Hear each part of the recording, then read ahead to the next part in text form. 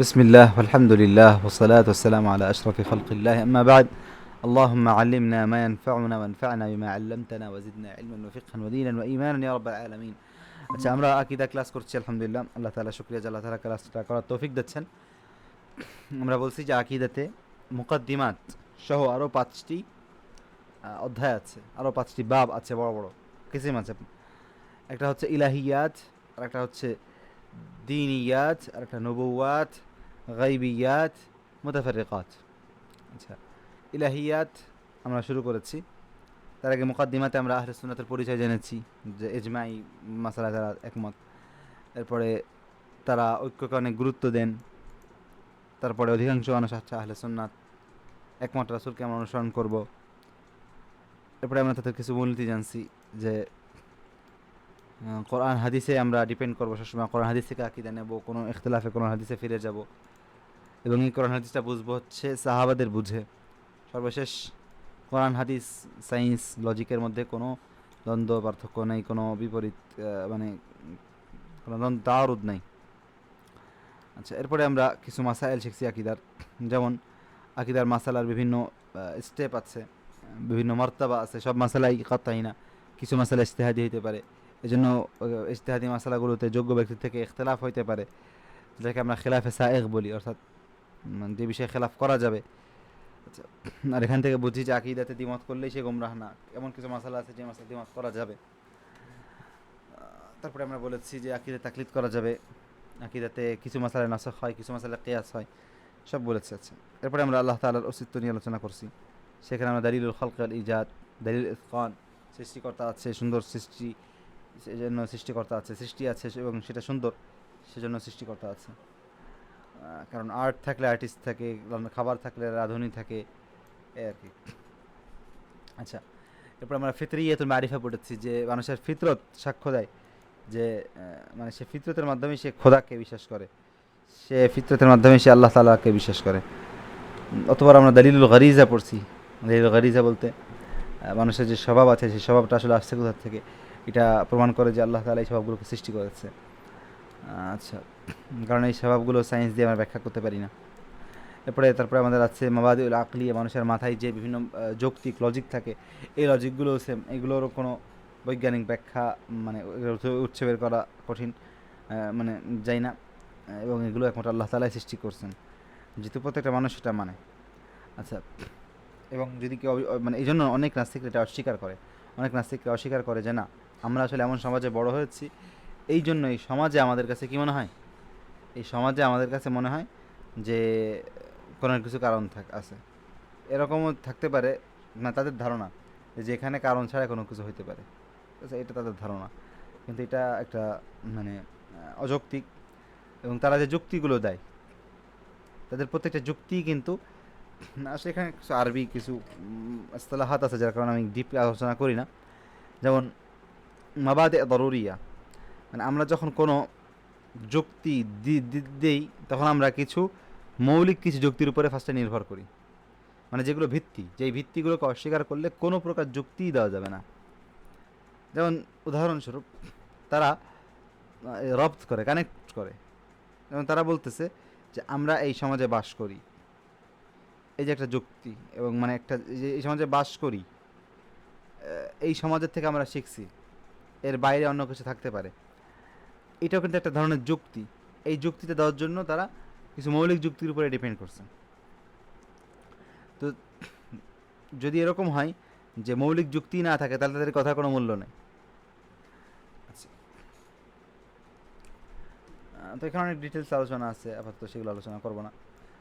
এরপরে দলিল অনুযায়ী আখলাকি আলোচনা করছি, যে আখলাক আছে, নৈতিকতা আছে, নৈতিকতা একমাত্র আল্লাহ তাআলা থাকলেই নৈতিকতা সম্ভব। আচ্ছা, এরপরে আমরা চলে আসছি তাওহীদে। বলছি যে তাওহীদ দুই প্রকার, তাওহীদুল খাসায়েস, তাওহীদুল হুকুক। খাসায়েস মানে আল্লাহ তাআলার বৈশিষ্ট্যে তাওহীদ, একত্ববাদ, এবং হুকুক হচ্ছে আল্লাহ তাআলার অধিকার যেগুলো আছে, সে অধিকার আল্লাহ তাআলাকে এক মানা। এবং খাসায়েসে শিরকে হইতে পারে, হুকুকেও শিরক হইতে পারে। এরপরে আমরা চলে গেছি তাওহীদুল খাসায়েসে।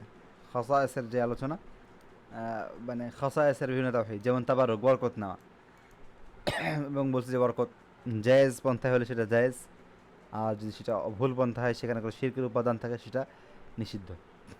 এরপরে আমরা ঝাড়ফুঁক এবং তাবিজ নিয়ে আলোচনা করেছি। তামিমা অর্থাৎ তাবিজ বলেছি, আর রোকেয়া হচ্ছে ঝাড়ফুঁক। এই দুটো শর্ত দুটো, মানে এই দুটো জায়েজ, দুটো শর্তে আমরা বলেছি। এক নম্বর শর্ত হচ্ছে যে এই দুটোর মধ্যে অর্থাৎ তাবিজ এবং ঝাড়ফুঁকের মধ্যে বোঝা যায় এরকম কিছু দোয়া থাকতে হবে। এরকম হওয়া যাবে না যে কিছু ইঙ্গিত ইশারা, কিছু আঁকা, এগুলো হওয়া যাবে না যার কোনো অর্থ আমরা স্বাভাবিকভাবে বুঝতে পারি না, কারণ এগুলোর মধ্যে হারাম অনেক অর্থ থাকতে পারে। এই জন্য আমরা এরকম কোনো এগুলো জায়েজ হবে না। জায়েজ হওয়ার জন্য শর্ত হচ্ছে সেখানে বোঝা যাবে এরকম কিছু হইতে হবে। আচ্ছা, এটা হচ্ছে এক নম্বর কথা। দ্বিতীয় শর্ত হচ্ছে যে ওইখানে এমন ওইখানে এটা ওইটা কোরআন হাদিসে আছে এরকম কোনো মানে অথবা সরিভাবেও অনুমোদিত এরকম কোনো দোয়া থাকতে হবে। তো এক নম্বর হচ্ছে বুঝতে হবে, অর্থাৎ আরবি ভাষায় না হলেও হবে, বাকি বুঝতে হবে। আর দুই নম্বর হচ্ছে কোরআন হাদিসের ভাষায় হইতে, কোরআন হাদিসের থেকে কোনো একটা দোয়া হইতে হবে, অথবা এমন কোনো দোয়া হইতে হবে যেটা কোরআন হাদিস বিরোধী না, কোরআন হাদিস যেটাকে সমর্থন করে, সাপোর্ট করে, যেটা কোরআন ইসলামে মাশরু দোয়া। আচ্ছা, এরপরে আমরা বলেছি যে অবৈধ কিছু মানে আছে, শিরকে আকবার হইতে পারে যদি সেটা তার মধ্যে তাওহীদুল খাসায়েস কিংবা তাওহীদুল হুকুকের মধ্যে কোনো সমস্যা হয়, শিরক হয়, সেখানে সেটা শিরকে আকবার হবে। শিরকে আসগর হবে যদি সে সেটার সাথে তাল্লুক করে ফেলায়, যদি সে মনে করে এই তাবিজ পড়লে আমি সুস্থ হয়ে যাব, সে আল্লাহর কুদরতের কথা চিন্তা না করে, আল্লাহর কথা ভুলে যায়, সেই তাবিজের সাথে সম্পর্ক তৈরি করে, তখন সেটা গুনাহ হবে। আচ্ছা, এরপরে আসি জায়েজ একটা আচ্ছা, হারাম। হারাম কখন হবে? যখন এটা কোনো ঝাড়ফুঁক নাই, এর মধ্যে কোনো রুকিয়া থাকবে না, জাস্ট একটা পাথর, এমনিতে যে কোনো কিছু, মানে জামাদাত আসিয়া জামিদা, যার মধ্যে কোনো রুকিয়া নাই, কোনো কিছু লেখা নাই, যেমন বিভিন্ন পাথর, বিভিন্ন পুঁতি, এই জিনিসগুলো ঝুলানো হয় যদি, আর মনে করা হয় যে এর মধ্যে একটা অলৌকিকতা আছে, এগুলো হচ্ছে হারাম। হ্যাঁ, অলৌকিকতা আছে এরকম মনে করা হলে শিরক হইতে পারে, শিরক আসগার হইতে পারে, বিভিন্ন ক্ষেত্রে শিরক আকবর হইতে পারে। যাই হোক, এরপরে আরেকটা আছে যেটা একটা সুরত আছে, সেটা হচ্ছে যে ঝাড়ফুঁকের উদ্দেশ্যে না, বরং কোনো একটা কিছুকে খারাপভাবে সাজাই রাখা, যাতে করে সেটা সুন্দর না দেখা যায়, মানে সুন্দরকে লুকানোর জন্য একটা কিছুকে খারাপভাবে তুলে ধরা। ঠিক আছে, খারাপ জামা পরানো সন্তানকে, কিংবা অন্য কোনো কিছু করা যাতে করে তার দিকে নজর না লাগে। তো এই জিনিসটা সমস্যা নেই, এতে সমস্যা নেই। আচ্ছা, এরপর আমরা জাদু নিয়ে আলোচনা করছি, জাদুর বিভিন্ন প্রকার নিয়ে কথা বলছি। তারপর আমরা ইলমুল গায়েব নিয়ে আলোচনা করছি। গায়েবের ইলম জানা এবং দুই প্রকার, গায়েবে মুতলাক যেটা একমাত্র আল্লাহ জানে, আর গায়েবে নিসবি যেটা কিছু মাখলুক জানে। এবং বলছি গায়েবে মুতলাক দাবি করাটা হচ্ছে কুফর, আর গায়েবে নিসবি যদি দাবি করে যে নিজের পাওয়ারে জানছে তাহলে সেটা কুফর। যদি সে হারাম পন্থায় দাবি করে সেটা হারাম, আর যদি সে মুবাহ পন্থায়, যেমন বৈজ্ঞানিক কোনো উপায়ে কোনো একটা কিছু জানতে পারে এবং দাবি করে যেটা এরকম, তাহলে সেটা তার জন্য জায়েজ। আচ্ছা, এরপর আমরা বলেছি যে কাহানাত, ইলমুল গায়েব দাবি করার একটা সুরত হচ্ছে কাহানাত, গায়েবী কোনো কিছু দাবি করা, গোপন কোনো পন্থার উপরে ডিপেন্ড করে, যেটা আমাদের অনেক সময় গণকরা করে থাকে। আচ্ছা, তো এখানে রাশির বিশ্বাস সব কিছু এর মধ্যে প্রবেশ করে। তো এই জিনিসগুলো শিরক হবে যদি এর মধ্যে কোনো শিরকের বিশ্বাস থাকে। আর এমনিতে যদি হারাম কোনো উপায় হয়, জাস্ট এমনিতে মানে ধোকা দিয়ে মিথ্যা বলে, মানে দাবি করা হচ্ছে যে আমি মানে এগুলো সব বুঝি, গোপন উপায়, আমার একটা মানে ক্ষমতা আছে, মানে দুষ্টামি করে আর কি, ঠিক আছে, হারামভাবে, তো সেগুলো কি সেখানে হারাম হতে পারে। আচ্ছা, আর এমনিতে এটা শিরক হবে যদি কেউ আল্লাহর সাথে শিরক করে এই কাহানাতের কাজ করে, এই গণকের কাজ, বিশেষ করে যারা রাশির বিশ্বাস করে এবং রাশির কাজ করে, এরা দেখা যাচ্ছে শিরকি কাজ করে। তো তাদের কাজটা যেহেতু শিরকি, এর জন্য তাদের ওই গায়েব দাবি করা এবং গায়েবের বিশ্বাস করা দুটোই শিরকি। আচ্ছা, তারপরে আমরা তানজিম নিয়ে আলোচনা করেছিলাম যে আকাশের নক্ষত্র দিয়ে কোনো কিছু গবেষণা করা, এবং বলছি যে এটা শিরক হবে যদি শিরকি কোনো উপায় এগুলো করা হয়, আর এটা জায়েজ হবে যদি জায়েজ কোনো উপায়, যেমন বৈজ্ঞানিক উপায়ে আকাশ দেখে, নক্ষত্র দেখে আমরা বললাম যে আমাদের অমুক দিন বৃষ্টি হবে, কিংবা অমুক দিন সূর্যগ্রহণ চন্দ্রগ্রহণ হবে, এই জিনিসগুলোতে সমস্যা নেই। এরপরে আমরা সর্বশেষে ছিলাম, সর্বশেষের আগে একটা তাতাইয়ুরে এসেছিলাম। তাতাইয়ুরে আমরা বলেছিলাম যে কোনো কিছুকে অশুভ মনে করা, এবং বলছিলাম যেটা শিরকে আসগর, ছোট শিরক, আর অনেক সময় শিরকে আকবার হতে পারে। এবং আমরা বলছিলাম যেটা হারামও হতে পারে যদি সে জাস্ট অশুভ মনে করে, মানে অনেক মানুষ আছে অশুভ মনে করে এবং সে সেই কাজটা করে, মানে অশুভ মনে করে, মনে করেন যে কেউ সকালবেলায় বিড়াল দেখলো এবং মনে করলো যে আজকে আমার দিনটা খারাপ যাবে, তো এরপরেও সে ওই দিন কাজ করলো, বের হলো, তাহলে তার হারাম এটা। আর যদি সে কাজ না করে, বসে থাকে বাসায়, শিরকে আসগর। আর যদি সে কোনো কিছু কোনো ভয়ই না পায়, কিচ্ছু না মনে করে, তাহলে সেটা তার জন্য মানে সওয়াব হবে হয়তো, বা কোনো গুনাহ হবে না। তো এখান থেকে আমরা যেটা বুঝতে পারতেছি যে কোনো কিছুকে মানে আমার অনেকে আছে আমরা একটু ভয় ভয় পাই যে আল্লাহ কী হবে, মানে অনেক মানে মনে করেন বট গাছ, অনেক সময় আছে না যে বিভিন্ন গাছ কারণ পবিত্র মনে করা হয়, মনে করে এ ভাই গাছ কেটেন না, এ বিশালই। তো এখন কেউ যদি মনে করে যে না আল্লাহ কী হয়ে যাবে, এই গাছের যে দেবতা আছে আবার কি না কি করে ফেলবে, এইগুলো হচ্ছে কারণ। তারপর আপনি গাছ কাটেন ভয় পেয়ে, ভয় নিয়ে গাছ কাটলেন, এটা হারাম না, আপনি একদম সাহসের সাথে গাছ কেটে ফেলবেন, ঠিক আছে। আর হ্যাঁ, আপনি সর্বোচ্চ এটা বিশ্বাস করতে পারেন হয়তো বা যে কিছু খারাপ জিন থাকতে পারে যারা অনেকে ধোঁকা দিচ্ছে, যারা আপনার ক্ষতি করার চেষ্টা করতে পারে, তখন আপনি আয়াতুল কুরসি নাস ফালাক পড়লেন, তো এইটাতে সমস্যা নেই। কিন্তু আপনি এমনিতেই মানে একটা কিছু একটা মনে করে যে না এটা একটা কিছু আছে, এটার একটা ক্ষমতা আছে, একে যেহেতু পূজা করা হচ্ছে এবং মানুষ সুস্থ করতেছে, এরকম কোনো বিশ্বাস যদি করেন সেক্ষেত্রে কিন্তু সেটা শিরক হবে। আচ্ছা, এরপরে আমরা আসি তসবির। তসবির মানে মানে বলছি যে কোনো কিছুর ছবিকে সংরক্ষণ করা, মানে সংরক্ষণ করা না, ছবিকে তৈরি করা, সংরক্ষণ করা কিংবা ভিডিও বানানো জায়েজ, অর্থাৎ ফটো তোলা যেটা জায়েজ। সংরক্ষণ করা যেটা হয় সেটা হচ্ছে আলোটাকে সংরক্ষণ করে রাখে, আর ছবি তৈরি করা সেটা হচ্ছে আমাদের ইশকাল। তো এমনিতে যে কোনো কিছু হলে তো কোনো সমস্যা নেই, কিন্তু যদি সেটা প্রাণীর হয় সেক্ষেত্রে হচ্ছে কিছু ইশকাল আছে। কেউ বলছে জায়েজ, কেউ বলছে হারাম, আর কেউ বলতেছে যে আঁকা হলে সমস্যা নেই কিন্তু মূর্তি টাইপের হলে সমস্যা।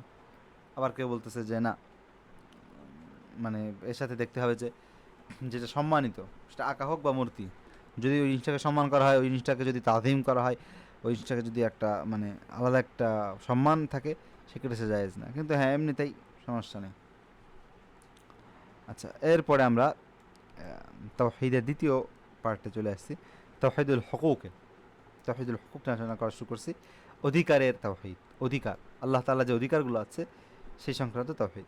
তো আমরা বলছিলাম যে ইবাদত হচ্ছে তিন প্রকার, একটা হচ্ছে কলবের ইবাদত, আর হচ্ছে আর একটা হচ্ছে জবানের ইবাদত, আর একটা হচ্ছে কাজের ইবাদত। তো এই তিন প্রকার ইবাদতে তিন ধরনের কি আছে হুকুম আহকাম, তাওহীদের আকীদার মাসালা আছে। সবার আগে আসে আমরা ইখলাসের, যেটা অন্তরের একটা ইবাদত, ইখলাস, অর্থাৎ একমাত্র আল্লাহর জন্য, আল্লাহকে খুশি করার জন্য ইবাদত করা। এটার বিপরীতে আছে রিয়া এবং তাসমিয়া। রিয়া মানে হচ্ছে লোককে রুইয়া থেকে মানুষকে দেখানোর জন্য কোনো কাজ করা, আর তাসমিয়া হচ্ছে কোনো ভালো কাজ করে সেটা মানুষকে শোনানো যে আমি এই কাজ করছি। আচ্ছা, এই দুটোর হুকুম কি? এই দুটোর হুকুম হচ্ছে শিরকে আসগর, মানে শিরক হবে, ছোট শিরক, যদি তার মধ্যে কোনো খাসায়েস, আল্লাহ তাআলার বৈশিষ্ট্য কিংবা আল্লাহ তাআলার অধিকারের কোনো বিশ্বাস না থাকে, তাহলে সেটা মানে আল্লাহ তাআলার অধিকার যদি ওই মানুষ মনে করেন যে কেউ কাউকে খুশি করার জন্য করতেছে, জাস্ট এমনিতে খুশি করার জন্য, দুনিয়ার জন্য, তাকে সম্মান করে কিংবা তার মধ্যে আল্লাহর যেই খাসায়েস বৈশিষ্ট্য আছে সেটাকে বিশ্বাস করে, কিংবা আল্লাহ তাআলার যে হক আছে সেটা বিশ্বাস করে না, সেই ক্ষেত্রে সেটা শিরক আসগর। আর যদি সেখানে এগুলো বিশ্বাস করে সেখানে সেটা বড় শিরক হবে, ইসলাম থেকে খারেজ হয়ে যাবে। আচ্ছা, আচ্ছা, আমি যখন বলি ইসলাম থেকে খারেজ হয়ে যাবে, এই কথার অর্থ কিন্তু সামনে আমরা পড়ব। শিরকে আকবার করলো কিংবা কুফরি করলো তার মানে সে কাফের হয়ে গেছে এরকম না, বিভিন্ন কিছু দেখে তবে আমরা কাফের বলবো। তো এই বিষয়গুলো একটু সতর্ক থাকবো। আচ্ছা, এরপরে আসি ইরাদাতুদ দুনিয়া বিল আমাল, কোন একটা দিনই কাজ করে দুনিয়াকে চাওয়া, যেমন কেউ কোরআন হাদিস পড়ায় কিংবা পড়ে দুনিয়ার জন্য, টাকা পয়সা হোক সম্মান হোক, বিশেষ করে টাকা পয়সা, সম্মান তো আগে পড়লামই। তো এইটার হুকুমটা কি? আচ্ছা, এটার কয়েকটা কিসিম আছে, চারটা কিসিম বলা হচ্ছে। একটা হচ্ছে যে কারো দুনিয়ার সব কাজ মানে সে যত ইবাদত করে সব মানুষকে দেখানোর জন্য, অথবা সব দুনিয়াবি ফায়দার জন্য, এটা তো মুনাফিকি নেফাকি, এটা তো কুফর। আচ্ছা, আরেকটা প্রকার হচ্ছে যে কোনো একটা কাজে, কোনো একটা কাজে সে শুধু দুনিয়াকে চালো, মনে করেন যে কেউ জিহাদ করতেছে, জিহাদের মানে তার শুধু উদ্দেশ্য হচ্ছে গনিমতকে পাওয়া, মানে এখানে উসুল অনুযায়ী, বাকি আমার মিথালটা সঠিক আছে কিনা একটু দেখতে হবে, মানে কেউ শুধু দুনিয়াকে চালো কোনো একটা ইবাদতের মাধ্যমে, ওখান থেকে দুনিয়া পাওয়া যায়, যেমন জিহাদ কিংবা মসজিদে চাকরি করা, মাস্টারে চাকরি করা, এখান থেকে সে শুধু দুনিয়াকে চাইলো, সে আসলে আল্লাহকে খুশি করার জন্য এই কাজগুলো করতেছে না, দুনিয়াকে, তাহলে এই কাজটা মানে উচিত না, এটা শিরক হবে না, কিন্তু তার যে সওয়াব আছে সেই সওয়াব চলে যাবে এবং এটা অনুচিত একটা জিনিস।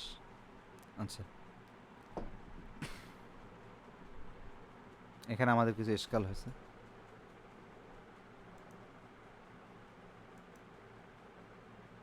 আর তৃতীয় একটা প্রকার হচ্ছে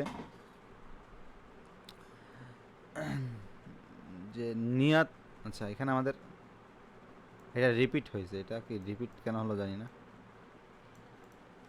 নিয়ত, নিয়তের মধ্যে দুনিয়া এবং আখেরাত দুটোই চাওয়া। তো এটার হুকুম হচ্ছে যদি সেটা ফরজের মধ্যে হয়, ফরজ কোন ইবাদতের ক্ষেত্রে, তাহলে মানে ইবাদতের হুকুম অনুযায়ী। তো যদি সে মানে বেহাসাবে হাজমিন তাশরিক, সে কতটুকু আসলে কতটুকু শেষ মানে দুনিয়াকে চাইছে সে অনুযায়ী, যেটা এখানে লেখা হয়েছে আর কি। আচ্ছা, যদি তার উদ্দেশ্য হয় দুনিয়াকে বেশি চাওয়া কিংবা সমান সমান, এখানে যেটা লেখা আর কি, ইনকানা কাসদুল মাসালিহ দুনিয়া আকসার মুসালমান লিকাসদিল আখিরাত, আখিরাতকে যতটুকু চাচ্ছে ঠিক ততটুকু বা তার থেকে বেশি সে দুনিয়াকে চাচ্ছে, সেই ক্ষেত্রে তার যে সোয়াব আছে সেই সোয়াবটা চলে যাবে, অন্যথায় না। এটা হচ্ছে ফরজ ইবাদতের ক্ষেত্রে। আর যদি সে নফলের ক্ষেত্রে দুনিয়াকেও চায় আখিরাতকেও চায়, তাহলে সেটা সমস্যা নেই। এটা হচ্ছে এই কিতাবে যেটা লেখছে আর কি। তো কেউ যদি শুধুমাত্র দুনিয়াকে পাওয়ার জন্য ইবাদত করে তাহলে সেটা সমস্যা। আর কেউ যদি দুনিয়া এবং আখিরাত দুটোকেই দুটোকেই পাওয়ার জন্য চাই, মানে ইবাদতটা করে, তাহলে ফরজের ক্ষেত্রে সেটা সমস্যা আছে বেশি হলে, কিন্তু নফলের ক্ষেত্রে সেটা সমস্যা নেই। তো এটা হচ্ছে কিতাবের কথা। কিতাবটা হচ্ছে আল উকুদ যাহাবিয়া, সুলতান শেখ সুলতান আমারি, ওনার গবেষণা, ওনার মানহাজ অথবা ওনার মানে শেষ গবেষণা অনুযায়ী এটা ওনার কাছে বের হয়েছে। তো যেটা ওনার কাছে বের হয়েছে সেটাই বলছে। আচ্ছা, তো এখানে আমাদের কাছে আর একটা আছে তসমন রবে লেখা, এটা মানে আমার মনে হচ্ছে বাড়তি তোলা।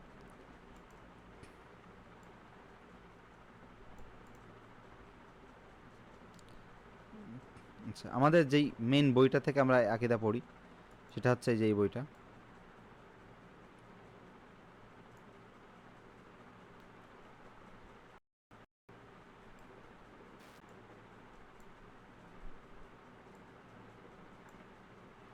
আমরা এই মাসলাটা মানে একটা মিনিট,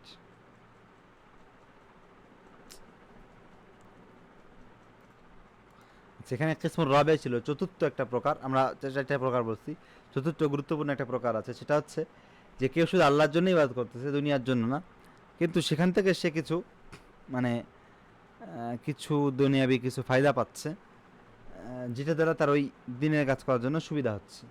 যেমন ইমামের যেমন মসজিদের ইমাম, এর আগে আমি একটা ইমামের কথা বলছি, তো ওইখানে না খেটে এই জায়গাটায় খাটবে যদি নিয়ত ঠিক থাকে। যেমন মসজিদের ইমাম, সে যদি ইমামতিটা করে আল্লাহর জন্য, বাকি তার মাধ্যমে সেখানে কিছু হাদিয়া পাচ্ছে, যার কারণে তার কিছুটা মানে ওই দিনের কাজটা ওই ইবাদত করার জন্য তার জন্য উপকার হচ্ছে, এরকম কিছু তার ইমামতি করাটা সহজ হচ্ছে। তেমনিভাবে যে মানুষকে দিন শিখায় মুআল্লিমুন নাস, যে পড়ার বিনিময়ে কিছু টাকা নাই, তো সে আল্লাহর জন্যই শেখাচ্ছে, কিন্তু তার দেখাচ্ছে যে ওই কাজের মাধ্যমে সে শেখাতে পারছে, সে টাকাটা না নিলে দেখাচ্ছে তার জন্য কঠিন হয়ে যায় শেখানো, সময়ের ক্ষেত্রে বিভিন্ন পেশাবার আছে। তো এরকম ক্ষেত্রে এটা মুবাহ, এতে সমস্যা নেই। তবে এখানে শর্ত হচ্ছে যে তবে তো, যে যদি ওই যে ফায়দাটা টাকা পয়সা যেটা পাচ্ছে ওইটা যদি তার কেটে দেয়, তাহলে সেজন্য এটা বন্ধ না করে। দেখা যাচ্ছে মসজিদ ইমাম টাকা বন্ধ করে দিলে যদি এরকম মানে বন্ধ না করে, সে যদি কাজটা কন্টিনিউ করে, তাহলে সেটা মুবাহ। আচ্ছা, তো আল্লাহ তাআলা আমাদেরকে এইসব মশালা বোঝার তৌফিক দান করুন এবং আমল করার তৌফিক দান করুন, সে দোয়া করি। আরেকটা বিষয় হচ্ছে যে এখানে অনেক মশালা আছে যেগুলো তাসিলের জন্য বলা হচ্ছে, ফতুয়ার জন্য না, অর্থাৎ শেখার জন্য আমরা বলতেছি। পরবর্তীতে হয়তো মানে আরও বড় গবেষণা করে আরও বড় ফতোয়া বের করে সেখানে ভিন্ন আমরা হয়তো অন্য কিছু বুঝতে পারি। বাকি এখানে একটা মশালা শেখার জন্য আমরা এভাবে শিখতেছি। কিছু ক্ষেত্রে হয়তো পরবর্তীতে ইখতিলাফ হতে পারে, অন্য কোনো আলেম ভিন্ন কিছু বলতে পারে, তো তার সাথে এটার একটা মানে এটাকে গোমরা হিসেবে নেওয়া যাবে না। এটা আসলে শেখার জন্য আমরা শিখতেছি, এটা একটা মত এবং একজন আলেমের মত, এই হিসাবে আর কি। আচ্ছা, এরপরে আমরা আসছি, এখন আমরা এখলাস নিয়ে আলোচনা করলাম, যেটা অন্তরের একটা আমল। অন্তরের আরও কিছু আমল আছে, মানে অন্তরের গুরুত্বপূর্ণ কিছু আমল আছে, যেমন ভয় করা, ভালোবাসা, আশা করা আল্লাহর কাছে, আল্লাহর প্রতি তাওয়াক্কুল করা, আল্লাহর দিকে ফিরে যাওয়া, খুশু খুজু করা আল্লাহর সামনে, অন্তর আল্লাহর সামনে নত হওয়া, এই সব কিছু কি অন্তরের আমল। তো এই সব কিছুর হুকুম এখন আমরা দেখব। এই আমলগুলো আমারুল কুলুব দুই ধরনের, একটা হচ্ছে খাস বিল্লাহ সুবহানাহু ওয়া তাআলা, আল্লাহর জন্য খাস, আর একটা হচ্ছে মুশতারাক, এটা মানে মাখলুকের জন্য করা যাবে। আচ্ছা, যেটা আল্লাহর জন্য খাস সেটা কি? দুটো জিনিস। একটা হচ্ছে এই যে অন্তরের যত আমল আছে, অন্তরের আমল বলতে ভয় পাওয়া, ভালো, বিশেষ করে মানে ভয় পাওয়া, ভালোবাসা, আশা করা, তাজিম করা, মানে অনেক সম্মান করা, এই সব সিফাতগুলো, হ্যাঁ, এই সবগুলো একসাথে শুধুমাত্র আল্লাহর জন্যই যাবে। কত সুন্দর একটা, তোরাইফের একটা গবেষণা এটা বলছে, এই সবগুলো একসাথে একমাত্র আল্লাহর জন্য খাটবে। আশা করি আমার মানে এটা আপনার বুঝতে পেরেছেন কিনা জানি না, মানে বুঝতে পারলে অত্যন্ত মানে চমৎকার একটা কথা এটা, যে আমারুল কুলুব, অন্তরে যে আমলগুলো আছে, ভয় পাওয়া, আরও যত কিছু আছে, ভালোবাসা, ভয় পাওয়া, আশা করা, এই যত কিছু আছে, এই প্রত্যেকটা এক করে লিমাখলুক ওয়াহেদ, একটা মাখলুকের জন্য করা যাবে না, একমাত্র আল্লাহর জন্য করা যাবে। তাহলে আপনি চিন্তা করেন যে এমন ব্যক্তি যদি থাকে যাকে কেউ ভয় পাচ্ছে, আবার তাকে ভালোবাসতেছে, আবার তার কাছ থেকে আশা করতেছে, যে সে আবার তাকে অনেক সম্মান করে, আবার তার সামনে অনেক নত হয়, আবার তার জন্যই সব কিছু করে, এই সব কিছু, তাহলে সেখানে সে শিরক হয়ে যাবে। এটা শুধু আল্লাহর জন্য খাস, তাই না? আল্লাহ ছাড়া অন্য কারোর জন্য খাটে না। তাহলে এই সেফারটা যদি কোনো একজন, যারা আমাদের দেশে জিনিসটা কোনো নেতার জন্য করা হয়, বড় একজন নেতা, প্রধানমন্ত্রী অথবা দলের একজন মানে চেয়ারম্যান, যে তাহলে আমরা কী করি, মানে আমরা বলতে আল্লাহ আল্লাহ আমাদেরকে এইসব কাজ না করাক, বাকি অনেক আছে তাদের যারা অনুসরণ করে, দেখা যাচ্ছে তাদেরকে ভয় পায়, আবার তাদেরকে অনেক ভালোবাসে, ভয় পায় যে না নেতা কী বলবে, আর ভাই অনেক ভালোবাসে, নেতার জন্য জান দেবো, আবার নেতাকে বিশাল সম্মান করে, আবার নেতার সামনে একদম নত হয়ে যায়, আবার নেতায় আমার সব, নেতার উপর ভরসা করে। এই যে তাই দেখতেছেন আল্লাহর জন্য যেই সিফাতটা, আল্লাহর জন্য যে হকটা, আল্লাহর যে অধিকার, আমরা কিন্তু তাওহীদুল হুকুক নিয়ে আলোচনা করছি, আল্লাহ অধিকার নিয়ে আলোচনা করতেছি। তো আল্লাহ হচ্ছে এটা একটা একদম আল্লাহর জন্য খাস একটা অধিকার, যে সব এই একজনের জন্য দেওয়া, কিন্তু সে সেটা আল্লাহর জন্য না দিয়ে কার জন্য দিচ্ছে, একজন নেতার জন্য দিচ্ছে। আল্লাহর জন্য না দিয়ে সে তার পীর সাহেবের জন্য দিচ্ছে, যে আমার পীর সাহেবকে অনেক ভালোবাসে, জান দিতে হবে পীরের জন্য, পীর সাহেবকে খুব ভয় পায়, না না পীর সাহেব ভয় লাগবে, মানে আমার কী রাখি ক্ষতি করে দেবে, আবার পীর সাহেবকে মানে জান দিয়ে ভালোবাসে, পীর সাহেবের জন্য জীবন দেবো, আবার সে পীর সাহেব থেকে আশা করে যে পীর সাহেব আমার জীবনে কিছু একটা, না পীর সাহেবের ভালোবাসা আমার জীবনে একটা কল্যাণ এসে যাবে, আবার সে পীর সাহেবের জন্য যথেষ্ট তাওয়াক্কুল করবে, আবার সে পীর সাহেবের সামনে অনেক খুশু করবে, অনেক তাজিম করবে পীর সাহেবকে। এই সব সিফাতগুলো একজন মানুষের জন্য করলে সেখানে সেটা শিরকের গন্ধ চলে যাবে, শিরক হয়ে যেতে পারে, কারণ এটা আল্লাহর জন্য খাস, একমাত্র আল্লাহর জন্য এই সব সিফাতগুলো যাবে। আচ্ছা, দ্বিতীয় আর একটা প্রকার নিষিদ্ধ, যেটা শুধু আল্লাহর জন্য খাস, সেটা হচ্ছে যে এই যে ভয় পাওয়া, ভালোবাসা, আশা করা, ছোট হওয়া, খুশু করা, সম্মান করা, তাজিম করা, ইনাবাহ অর্থাৎ নত হওয়া, এই সব কিছুর সর্বোচ্চ যেই লেভেলটা, এই উচ্চ লেভেলটা একমাত্র আল্লাহর জন্য। অর্থাৎ সবচেয়ে বেশি ভালোবাসা সর্বোচ্চ স্তরটা শুধু আল্লাহর জন্য, আর কারোর জন্য না। সর্বোচ্চ স্তরের যে ভয়টা একমাত্র আল্লাহর জন্য, আর কারোর জন্য না। সবচেয়ে আশা করা, সর্বোচ্চ স্তরের যেই লেভেলটা শুধু আল্লাহর জন্য, আর কারোর জন্য না। তাওয়াক্কুল করা, ভরসা করা একমাত্র আল্লাহর জন্য, সর্বোচ্চ স্তরটা, আর কারোর জন্য না। তাহলে আল্লাহর জন্য এই দুটো জিনিস একদম আল্লাহর জন্য খাস। একটা হচ্ছে সুমুলিয়াত, আর একটা হচ্ছে কামালিয়াত। সুমুল বলতে বোঝাচ্ছি যে সব ইবাদত, সব অন্তরের আমল একজনের জন্য করা। কামাল বলতে কোনো একটা আমল, সব না, কোনো একটা আমলের কামালটা, কোনো একটা আমলের কামালিয়াতটা, কোনো একটা আমলের সর্বোচ্চ স্তরটা আল্লাহ ছাড়া অন্য কারোর জন্য সাব্যস্ত, এই দুটো হচ্ছে শিরক হবে। আর এই দুটো হচ্ছে আল্লাহর জন্য খাস। সুমুলিয়াত সবগুলো শুধু আল্লাহর জন্য দেওয়া হবে, আল্লাহর জন্য খাস, আর কারোর জন্য করা যাবে না। আর একটা হচ্ছে কামালিয়াত, এই সবগুলোর সর্বোচ্চ স্তরটা শুধু আল্লাহর জন্য। আচ্ছা, তাহলে আমল করবে, এটা গুরুত্বপূর্ণ, এটা হচ্ছে খাস বিল্লাহ সুবহানাহু ওয়া তাআলা। দ্বিতীয় একটা হচ্ছে মুশতারাক, যেটা মাখলুকের জন্য করা যাবে, ঠিক আছে, মানে মাখলুকের জন্য করা যায়। তো এখানে আমার দুটো প্রকার আছে, একটা হচ্ছে অনুমতি আছে, আর একটা হচ্ছে অনুমতি নেই। মানে যেটা অনুমতি আছে, তিনটা শর্ত এখানে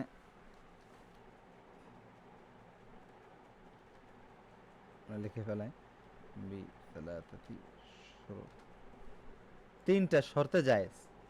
হ্যাঁ, কি কি শর্ত? উজুদ সাবাবিন শারঈন আও কাউনি, আপনি তাকে যে ভালোবাসতেছেন কিংবা ভয় পাচ্ছেন কিংবা যেটাই করেন না কেন, তার জন্য শারঈ কিংবা কোনো কাউনি একটা কারণ থাকতে হবে। এই শারঈ কাউনি শব্দটা অনেক বেশি আসবে, এটা একটু বুঝে নেই চলেন। শারঈ মানে হচ্ছে শরীয়তে ভয় পাইতে বলা হয়েছে, শরীয়তে কোনো একটা আদেশ আছে, শরীয়ত বলতেছে ভয় পাইতে, শরীয়ত বলতেছে ভালোবাসতে, রাসূলকে ভালোবাসতে বলছে শরীয়ত, শরীয়ত বলতেছে কি আমাকে ভয় করতে, তাহলে এই যে শরীয়তের কারণে আমরা ভয় করব, তাহলে এটা শারঈ কারণ। আরেকটা হচ্ছে কাউনি কারণ, অর্থাৎ দুনিয়াবি কোনো একটা কারণ। উদাহরণস্বরূপ সিংহ, কাউনি, কাউন মানে কি দুনিয়া, বিশ্ব, দুনিয়াবি কোনো একটা কারণ। আপনি সিংহকে ভয় পেলে সমস্যা নেই, কারণ দুনিয়াবি একটা সিফাতের মধ্যে আছে, আর সে খাবে, আপনার ক্ষতি করবে, তো ভয় পাইতেই পারেন। জিনকে আপনি ভয় পাইতে পারেন, কারণ তার মধ্যে দুনিয়াবি একটা কারণ আছে, সে আপনার ক্ষতি করতে পারে, নাউজুবিল্লাহ, মানে আল্লাহ হেফাজত করুক। তো সে ক্ষতি করতে পারে, বাকি সে অনেক কিছু করে ফেলবে এরকম না, কিছুটা ক্ষতি করতে পারে, যেভাবে আপনি একটা সিংহ করতে পারে। তো এই যে শারঈ কিংবা কাউনি, মানে কি কি থাকতে হবে, শারঈ কিংবা কাউনি, কোনো একটা কারণ থাকতে হবে। আপনি তাকে যে ভালোবাসতেছেন, এটার মনে করেন যে একটা গাছকে ভালোবাসে, একটা শারঈ কিংবা কাউনি কারণ থাকতে হবে। তো গাছকে, শরীয়তে কোনো গাছকে ভালোবাসতে বলা হয়নি, তাহলে ভালোবাসবেন কেন? তাহলে শারঈ কারণ বাদ, কাউনি কারণ, দুনিয়াবি কোনো কারণ আছে নাকি? আপনি গাছকে আসলে কেন ভালোবাসেন? গাছ কেন উপকার করে? গাছকে আপনাকে সুস্থ করে, মানে সুস্থ, মানে আপনার তো কোনো উপকার করছে না, তাহলে আপনাকে কেন ভালোবাসবেন? হ্যাঁ, এখন একটা ক্ষেত্রে মনে করেন যে এই গাছের নিচে আপনি আপনার অন্তরঙ্গ একজন বন্ধুর সাথে দেখা করছিলেন, এই গাছের সাথে একটা কিছু হয়েছিল, একটা আন্তরিক একটা সম্পর্ক আছে, তো এখানে কারণই একটা কারণ চলে আসতেছে যে আপনি গাছটাকে একটা দুনিয়াবি একটা কারণে ভালোবাসেন। কিন্তু যদি দুটো কারণই না থাকে, আপনি গাছের মধ্যে বিশ্বাস করেন যে এই গাছের সুস্থ করার ক্ষমতা আছে, এই গাছ মানুষকে সুস্থ করতে পারে, এই গাছ মানুষের উপকার করতে পারে, এরকম বিশ্বাসের ক্ষেত্রে কী হবে? সেটা আপনার অন্যায় হয়ে যাচ্ছে, শিরক হয়ে যাচ্ছে। মানে এই বিশ্বাসটা, মানে এইখানে এই ভয় পাচ্ছেন যে, অথবা এই ভালোবাসতেছেন, এই ভালোবাসাটা এটা আল্লাহর জন্য, তো এটা আল্লাহ ছাড়া অন্য কারোর জন্য চলে আসতেছে, তখন মানে হারাম হয়ে যাচ্ছে, সেটা শিরক হতে পারে, অনেক সময় হারাম হচ্ছে। তো শারঈ কিংবা কাউনি কারণ থাকতে হবে। আচ্ছা, দ্বিতীয় শর্ত হচ্ছে, বুঝলাম আপনি ভালোবাসতেছেন কিংবা ভয় পাচ্ছেন, যেটাই করেন না কেন, সেটা লিমিট পর্যন্ত থাকতে হবে। সেটা এমন একটা লিমিটে যাওয়া যাবে না যে, মানে মানে ওই কারণের বাইরে যাওয়া যাবে না। যেমন মনে করেন যে সিংহকে, আপনি সিংহকে ভয় পেতে পারেন সামনে আসলে, কিন্তু এখন সিংহ থাকে আফ্রিকাতে, আপনি বাংলাদেশে বসে সিংহকে ভয় পাচ্ছেন, সমস্যা। তাহলে একটু এই ভয়টা জায়েজ নাই। মনে করেন যে জিন, হ্যাঁ জিন ক্ষতি করতে পারে, কিন্তু আপনি মানে মনে করেন যে একটা কোরআন হাদিস পড়তে ভয় পাচ্ছেন না, জিন ক্ষতি করে ফেলবে, কোরআন হাদিস পড়লি ও রাগ করবে, এই হচ্ছে সমস্যা। তাহলে এমনভাবে ভয় পাওয়া যাবে না যে ভয়টা চলে যায়। হ্যাঁ, আপনি একটা অন্ধকার রুম আছে, ভয় পাচ্ছেন, বাকি না কোথায় কি চলে আসে, ব্যাস একটু কি কোথায় কি আছে ল্যাব ওঠে, ব্যাস হ্যাঁ ঠিক আছে, এরকম ভয় আমার মধ্যে চলে আসে। কিন্তু আপনি ভয় পাবেন যে না, সে আমার মানে আমার এই ইবাদত করলে সে আমার এটা করে দেবে, আমার এটা করা যাবে না, এটা করলে সে আমার সন্তান নষ্ট করে দেবে, হ্যান করবে ত্যান করবে, এই বিশ্বাস করলে কি হবে? এখানে কিন্তু বেশি ভয় পেয়ে যাচ্ছেন। তাহলে এই ধরনের ভয় ভয় পাওয়া যাবে না, বরং আল্লাহর প্রতি তাওয়াক্কুল করতে হবে, আল্লাহর প্রতি বিশ্বাস করতে হবে, রুকিয়া চারিয়া করতে হবে, কিন্তু এভাবে ভয় পাওয়া যাবে না। আচ্ছা, তাহলে এটা দ্বিতীয় শর্ত। তৃতীয় এগুলো সব কিন্তু একসাথে থাকতে হবে, মানে মাদনবি এই তিনটে শর্ত থাকলে সেটা জায়েজ। প্রথম শর্ত কি? শারঈ কিংবা কাউনি, দুনিয়াবি কোনো শর্ত থাকতে হবে, মানে কোনো একটা সাবাব থাকতে হবে। দ্বিতীয় শর্ত হচ্ছে ওই সাবাব যতটুকু আমল, মানে এহতেমাল করে, যতটুকু ভয় ভালোবাসা, মানে ওই সাবাবের কারণে দেওয়া যেতে পারে, ততটুকু দেওয়া যাবে, এর বেশি দেওয়া যাবে না। তৃতীয় হচ্ছে যে খালেক ও মাখলুকের মধ্যে কোনো প্রকার তাসবিয়া করা যাবে না, অথবা ওই মাখলুকের, অথবা সেক্ষেত্রে আল্লাহ তাআলার কোনো একটা খাসায়েস কিংবা আল্লাহর কোনো হক তার জন্য দেওয়া যাবে না। যেমন মানে কেউ ভালোবাসে, সে দেখা যাচ্ছে যে আল্লাহ থেকে বেশি ভালোবাসে, নাউজুবিল্লাহ, তো সেখানে সে কাফের হয়ে যাবে। অথবা আল্লাহর কোনো একটা অধিকার, যেমন আল্লাহর কোনো বিশ্বাস যে সব গায়েব জানে, সে বিশ্বাস করছে তার পীর সাহেব সব গায়েব জানে, অথবা সে বিশ্বাস করছে তার পীর সাহেব সুস্থ করতে পারে, এই সবগুলো কি হচ্ছে, মানে এই শরতের বাইরে। আচ্ছা, আমাদের সময় শেষ হয়ে যাচ্ছে। সর্বশেষ নিষেধ কোনটাই? তিনটার একটা যদি খেলাফ হয় তাহলে নিষেধ। তাহলে প্রথমটা হচ্ছে যে কোনো কারণ ছাড়া, প্রথম হচ্ছে কি কারণ থাকলে, মানে মানে কোনো একটা কারণ থাকা, শারঈ কিংবা কাউনি। তো প্রথম যে নাজায়েজ কারণ হচ্ছে, মানে এই আমলগুলো ভয় ভালোবাসা, এটা নাজায়েজ হতে পারে কখন? যখন কোনো কারণ ছাড়া আপনি কাউকে ভালোবাসেন, কারণ দুনিয়াবি কোনো আখিরাতি কারণ ছাড়া কি ভালোবাসা হচ্ছে অথবা ভয় পাওয়া হচ্ছে, তখন সেটা নাজায়েজ হচ্ছে। যেমন যদি কেউ কোনো পাথরকে ভয় পায় যে এই পাথর আমার ক্ষতি করতে পারে, এমনিতেই পাথর আপনার মাথায় উপর পড়বে এরকম না, সামনে বসে ছোট একটা পাথর, এখন আপনি এই পাথরটা নিচু জায়গায় রাখতে ভয় পাচ্ছেন, না অসম্মান হয়ে যাবে, ক্ষতি করতে পারে আমার, ব্যাস এটা নাজায়েজ। আচ্ছা, দ্বিতীয় একটা হচ্ছে যে আপনি মানে আপনি না, আল্লাহ না করুক, আমরা কেউই এরকম না করি, বাকি সে কী করতেছে, সে লিমিট ক্রস যাতে না করে। যেমন তাওয়াক্কুলের ক্ষেত্রে আল্লাহ ছাড়া অন্য কাউকে পরিপূর্ণ ভরসা করতেছে। হ্যাঁ, আমার ওষুধ সুস্থ করতে পারে, ঠিক আছে, কিন্তু কেউ যদি বিশ্বাস করে যে না, এই ওষুধই আমার সব কিছু, এই ওষুধই আমাকে ওষুধটা খাওয়া লাগবে, ওষুধটা যদি খাই সুস্থ হবে, আর ওষুধ যদি না খাই, আমার দ্বারা সুস্থ হওয়া সম্ভব না, এই যে তাওয়াক্কুল হয়ে গেল ওষুধের উপরে, এটা সম্ভব, এটা কি হারাম। তৃতীয় যে শর্ত বলছিলাম যে মাখলুক খালেকের সাথে তাসবিয়া না করা, সমান সমান না করা, তো যদি সমান সমান করে ফেলাই, যদি সে শিরক করে, যদি সে ওই মাখলুকে আল্লাহর কোনো একটা সিফাতের মধ্যে বিশ্বাস করে, আল্লাহর কোনো একটা বৈশিষ্ট্যর মধ্যে বিশ্বাস করে, কিংবা আল্লাহর কোনো একটা অধিকার তার জন্য দেয়, সেই ক্ষেত্রে সেটা কী হয়ে যাচ্ছে? সেটা হারাম হয়ে যাচ্ছে। তো আমাদের আজকের বন্ধু শেষ। এরপরে আমাদের গুরুত্বপূর্ণ, আমরা শুধু অন্তরের ইবাদতটা নিয়ে আলোচনা করছি, এরপর আমাদের জবানের তাওহীদ, জবানের যে ইবাদত আছে সেই রিলেটেড আমরা আলোচনা করবো ইনশাল্লাহ। তারপরে আমরা আমল, বিভিন্ন ফেলি কাজের তাওহীদ আলোচনা করব। এরপরে আমরা অন্যান্য বিভিন্ন বিষয়ে আলোচনা করবো ইনশাল্লাহ। তো আজকে এই পর্যন্তই। আল্লাহ তাআলা আমাদের তৌফিক দান করুক, কবুল করুক। ওয়া সাল্লাল্লাহু ওয়া সাল্লামা আলা নবিয়িনা মুহাম্মদ।